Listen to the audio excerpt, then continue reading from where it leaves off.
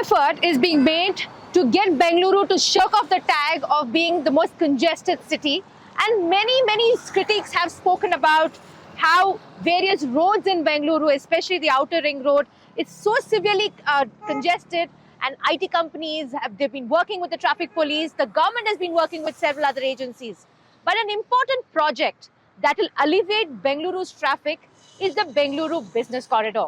Now, there'll be two phases for this, the two PRRs for this, and we'll be getting to know more about this and how not only will this help Bengaluru and its traffic, but also bring in a lot more investments and make Bengaluru, it's already a global city, but a more competitive global city. Thank you so much for talking to us here at CNN News 18. I'm joined by the chairman of Bengaluru Business Corridor, Mr. LK Atheeq. Sir, this where we stand here is one of the areas where we're going to see BBC, as you call it, as the pet project that you're working on. Tell us more about this. 117 kilometers, but how is this going to help Bengaluru? The Peripheral Ring Road around Bangalore city of 117 kilometers was planned long back. In fact, the road, they started notifying land acquisition in 2005, 2006, 2007. So the idea was that you divert the traffic that doesn't have to enter the city on important junctions, and so that the city remains decongested. So that was the thought behind it. But unfortunately, for various reasons, the project, even though it was notified almost 20 years ago, has not taken off because of land acquisition cost, because of financing challenges, etc.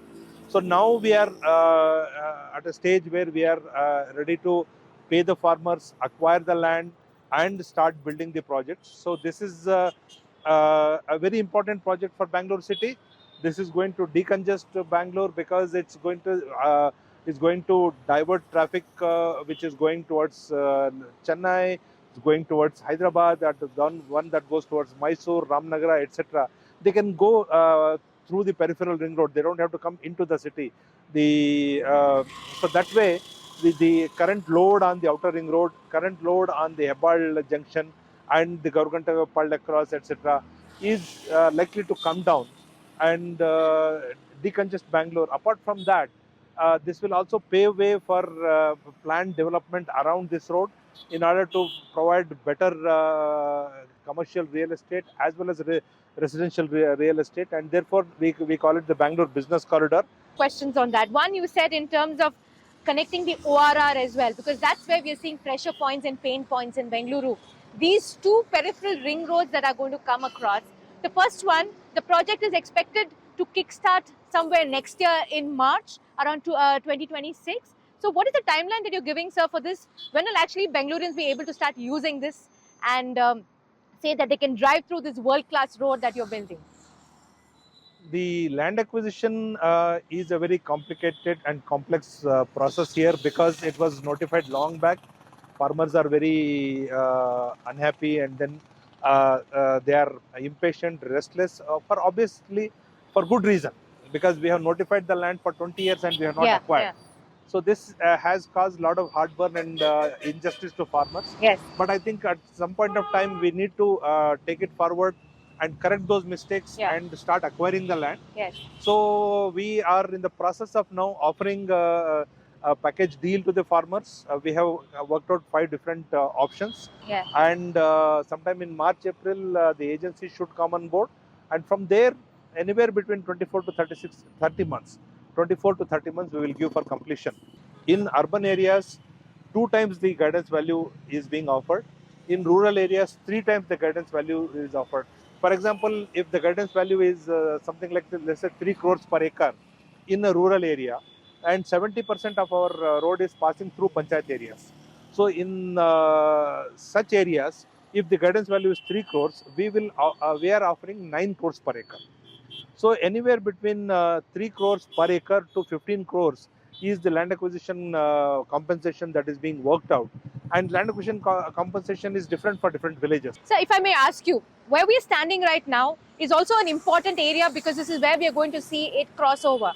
Just for our viewers to understand, are we going to see a loop coming overground, underground? How does this work? If you can just have an idea of around this area? We are in Rajankunte area largely. Yeah, we have come from Yelahanka and we are on the Dodbalapur highway. So the Peripheral Ring Road, which is coming from Tumakuru Road, near the Bengaluru International Exhibition Center, BIC, near Madhavara. From there it will come all the way to here, and here it will intersect this Dodbalapur Road. At the Dodbalapur Road, actually it is going underpass. The entire road will go underpass, the main carriageway, and service roads will do clover leaf. Okay. And so we'll prepare not exactly in this location, somewhere in this location where there is not enough development, it will come. So this whole peripheral ring road will pass through this, but our ring road will be a signal-free ring road. It will not, there will not be any intersections interrupting the main carriageway. Right. If there is a road which is going under if there is a crossroad, then that will go under the road, or depending upon topography, it will go up. We are now looking at how much monies is going to be invested in this, sir. So the total amount, are you taking a loan? Original estimate was that 27,000 crores will be invested for this, and later we have worked out the land acquisition cost might go down if people are preferring land. Okay. So whatever we have taken a loan from HUDCO at 9%, in fact 8.56%. We have taken a loan for the entire 27,000 crores, and using this loan we are going to acquire the land, and then we are going to build the road, and the main road will be tolled, and the BDA will repay the HUDCO from the toll revenue, and from the by paying the farmers in terms of land will reduce our loan amount, and further the other because of this development BDA's revenue may increase. So when we started this interview, you spoke about this being called Bengaluru Business Corridor, and you said you are going to create 5 interesting hubs, and this is not a hub that is only related to transportation. You're looking at other investments also coming. That is why it's a business corridor. So what is it that you have planned in these 5, and which are these 5 areas? This road actually starts at Madhavara near BIC, where it will actually intersect with the current nice road, and there will be a peripheral ring too. There is a separate spur that goes that side. So that is one junction. Then this Dodbalapur Road near Yelahanka is another junction. Then the third junction will be near the where the peripheral ring road will cross the airport. Yes, sir. Airport road, and then another one Old Madras Road, one at Sarjapur Road, and finally one at the Hosur Road. So these 5-6 junctions will be there, and if this succeeds, then it's a good model where land and the strength of land, we are developing infrastructure, and we should do it in a manner that the win-win. Farmers should also benefit, and the city should also benefit, and we can have planned infrastructure, so that because a lot of companies, a lot of investment is coming into Bangalore, but they are looking for ready to occupy plug-and-play infrastructure.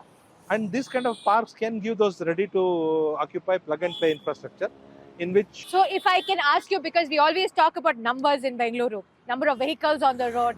So 40%, 60% reduce of traffic congestion because of this PRR? No, PRR actually we have estimated that around 40% of congestion in Bangalore North will happen. Once because Bangalore South, already there is a nice road, will interconnect with that. Plus there will be a PRR 2 which is going beyond the nice road. So about 40% reduction in congestion is expected. But by the time more business will come and traffic will again increase. So the solution is actually to integrate it with public transport as well. That is why we have left a provision for metro. So the whole thing is about farmer intervention, getting them on board. But I did speak to several ministers, especially in the Congress government, and I asked them, is this an effort to make Bengaluru great again? They said there's no need to make Bengaluru great again because it's only to make Bengaluru greater. And this is one of those projects that they're looking at to make Bengaluru greater, already a global city, but to compete with the other global cities across the world.